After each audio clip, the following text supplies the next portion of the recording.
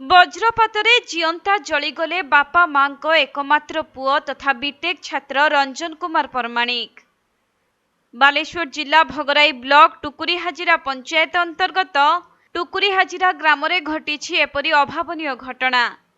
Grammar नायब सरपंच लक्ष्मीप्रिया परमाणिक और बापा हरेन्द्र परमाणिक एकमात्र पुओ रंजन परमाणिक आज वज्रपात जोगु निजर जीवन हराइछन्ति। मिलिथिबा सूचना अनुसार आज सकाळ समय रे हठात आकाश रे कलाहांडिया मेघ घटी आसीथिला आउ समग्र अंचल रे अंधार खेली जाइथिबा बेले घड़घड़ी सांगकु वर्षा मध्य होइथिला। तेबे सकाळे हरेन्द्र निकटस्थ आउसा पांठरे थिबा चिंगुडी झील देखिबा पई जाइथिबा बेले तांको सहित रंजन मध्य जाइथिले। आउ वर्षा आरंभ हेबा पूर्वरु बापा हरेन्द्र घरकु फेरी आसीथिले, हेले रंजन एकाकी सेही चिंगुडी झील पाखरे रहि जाइथिले। तेणु वर्षा आरंभ हेबारु से चिंगुडी झील हुडारे थिबा एक कुड़िया घरे आश्रय नैथिले।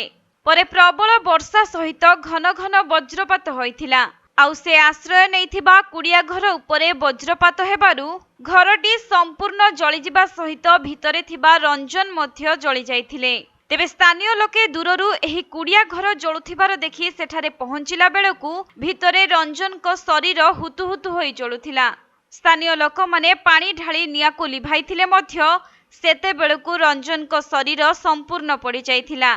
तथापि रंजन को अवशिष्टांश शरीर को उद्धार करी स्थानीय लोके जलेश्वरपुर गोष्ठी स्वास्थ्य केन्द्र को नैथिले भी सेते बेलकु रंजन पाउंस पालटि जाइथिले।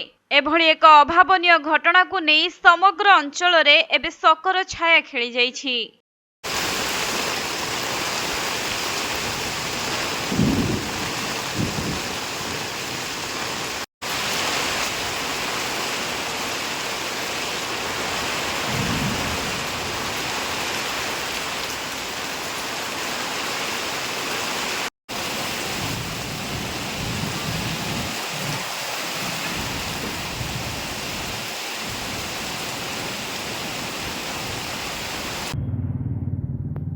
बालेश्वर जिला भगराईरू चंदन कुमार दासंक रिपोर्ट, कोणार्क लाइव।